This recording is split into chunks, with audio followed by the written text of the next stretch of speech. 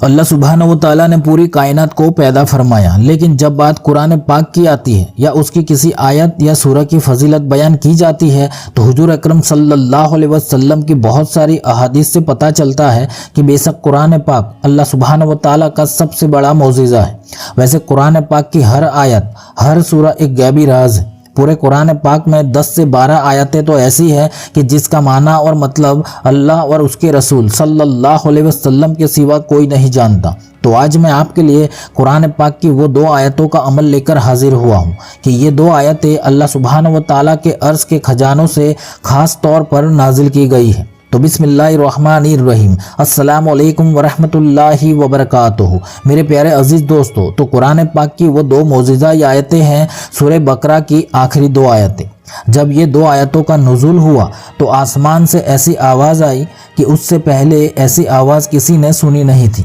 جب فرشتہ یہ 2 آیتیں لے کر حضور اکرم صلی اللہ علیہ وسلم کی بارگاہ میں حاضر ہوا تو حضرت جبرائیل علیہ السلام بھی حضور اکرم صلی اللہ علیہ وسلم کے پاس موجود تھے، اور حضرت جبرائیل علیہ السلام نے گواہی دی کہ آج سے پہلے یہ آیتیں کبھی کسی نبی یا رسول پر نازل نہیں کی گئی، اور یہ فرشتہ بھی اس سے پہلے کبھی بھی دنیا میں تشریف نہیں لایا، اور یہ 2 آیتوں کو جو کوئی بھی پڑھے گا تو اس کو اسی سے نوازا جائے گا، اور یہ 2 آیتیں ہی اس کے لیے کافی ہو جائے گی۔ حدیث کی مشہور کتابیں بخاری شریف، ترمذی شریف، صحیح مسلم شریف اور مستند احمد میں ان 2 آیتوں کے بارے میں 10 حدیثیں موجود ہیں، اور اللہ کے ولیوں نے بھی اس کے بہت سارے عمل تحریر فرما دیے ہیں۔ ایسی برکتوں والی آیتیں ہیں۔ تو آج میں آپ کے لیے انہی 2 آیتوں کا عمل لے کر حاضر ہوا ہوں۔ یہ ایک ایسا عمل ہے کہ اگر کوئی اس کو کرے گا تو اس کے گھر میں ایسی خیر و برکتیں ہوں گی کہ وہ کبھی ختم ہی نہیں ہوگی، اور جس کام کی نیت سے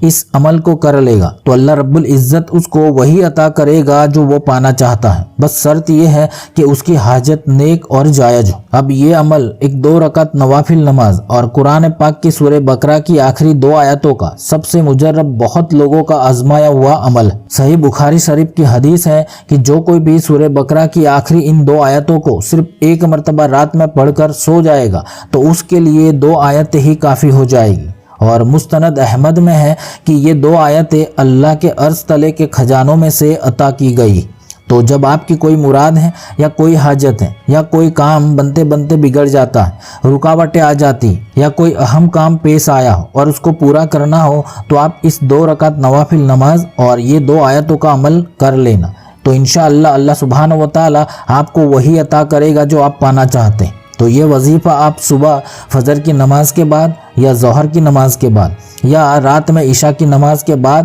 یا رات میں سونے سے پہلے کر سکتے ہیں، یا اگر کسی کو تہجد کے وقت بھی کرنا ہے تو بھی کر سکتے ہیں۔ تو سب سے پہلے آپ اپنی مراد یا حاجت کو دل میں رکھتے ہوئے 2 رکعت نوافل صلاۃ الحاجت کی نیت سے نماز ادا کریں۔ یہ نماز کی نیت آپ کو عام نوافل نماز کی طرح ہی کرنی ہے، جیسے نیت کرتا ہوں میں 2 رکعت نوافل نماز صلاۃ الحاجت کی واسطے اللہ کے منہ میرا کعبہ شریف کی طرف، اس طرح نیت کر لے، اور پھر آپ اس نماز کی دونوں رکعت میں سورہ فاتحہ کے بعد جو چاہے وہ صورتیں پڑھ سکتے ہیں۔ عام نماز کی طرح آپ کو نماز ادا کر لینی ہے، اور اس کے بعد سورہ بقرہ کی آخری 2 آیتیں جو آپ اسکرین پر دیکھ رہے ہیں اس کو اول اور آخر صرف 1 مرتبہ کوئی سا بھی درود پاک پڑھ کر درمیان میں صرف 1 مرتبہ پڑھ لینی، اور پھر آپ اللہ سبحانہ و تعالیٰ سے حضور اکرم صلی اللہ علیہ وسلم کا وسیلہ لے کر دعا مانگ لیں۔ انشاءاللہ کچھ ہی دن میں آپ کو وہ عطا ہوگا جو آپ پانا چاہتے تھے۔ اگر کوئی اس نماز کو اور ان آیتوں کے عمل کو ہر رات میں کرنے کا معمول بنا لے گا